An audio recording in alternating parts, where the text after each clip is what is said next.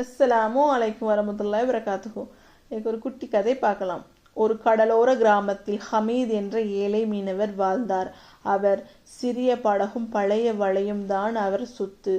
அவர் தினமும் காலை முதல் கடலுக்கு சென்று பிடித்த மீன்களை விற்று அந்த பணத்தில் குடும்பத்திற்கு உணவு வாங்குவார். ஆனால் ஒரு நாள் ஹமீத் பல மணி நேரம் வலை வீசினாலும் ஒரு மீனும் சிக்கவில்லை. வெறுமையான வலைகளை பார்த்து மனம் துவண்டு வீட்டிற்கு போக நினைத்த போது தூரத்தில் ஒரு தென்னை மரத்திலிருந்து கடலில் விழுந்த 3 தேங்காய்கள் வலைக்குள் சிக்கின.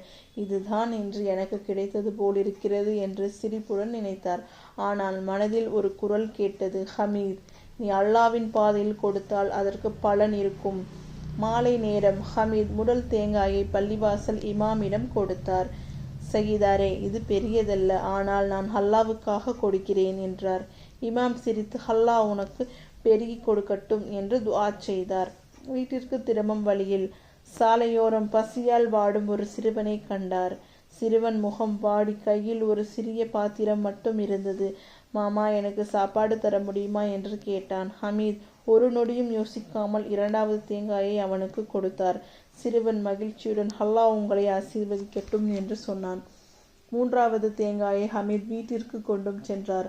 மனைவி அதை உடைத்து குழந்தைகளுக்கு கொடுத்தாள். அந்த இரவு ஹமீத் வயிறு நிறைய சாப்பிடாமல் தூங்கினாலும் மனம் நிறைவாக இருந்தது. அடுத்த நாள் காலை ஹமீத் மீண்டும் கடலுக்கு சென்றான்.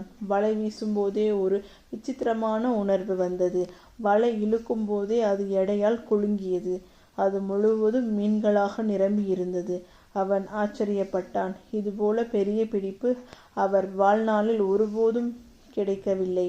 அன்று அவர் மீன்களை விற்று வாரத்துக்கு போதுமான பணம் சம்பாதித்தார். ஹமீத் மாலை பள்ளிவாசலுக்கு சென்று சஜிதாவில் விழுந்தார். அல்லாஹ், நான் கொடுத்தது 3 தேங்காய்தான், ஆனால் நீ கொடுத்த பலன் அளவில்லாதது. உண்மையில் நீ கொடுத்தது எல்லையற்றது என்றார். சிறியதாக இருந்தாலும் சதகா அல்லாவிடம் மிகப்பெரிய பலனை கொடுக்கும். நாம் கொடுப்பது எவ்வளவு உள்ளது என்பதை அல்லாஹ் பார்ப்பதில்லை, எவ்வளவு மனம் வைத்து கொடுக்கிறோம் என்பதைத்தான் பார்க்கிறார்.